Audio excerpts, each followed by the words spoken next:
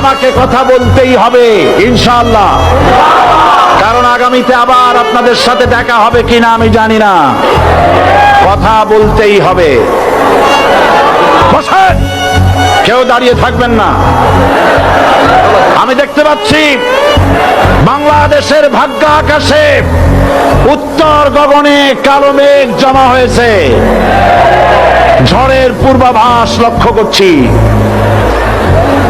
যদি মোকাবেলা করতে না পারেন সক্ষম ভাবে, এমন অন্ধকার গাঢ় কালো অমাবস্যার রাত আসতে পারে যার সুবে সাদেক হওয়া অসম্ভব। সুতরাং আপনারা কি কাপুরুষের মতো কাফের মুশরিকদের গোলামি করে মরতে চান? বিড়ালের মতো 500 বছর বেঁচে থাকার কোনো লাভ নাই। সিংহের মতো 1 ঘন্টা বাঁচতে চাই।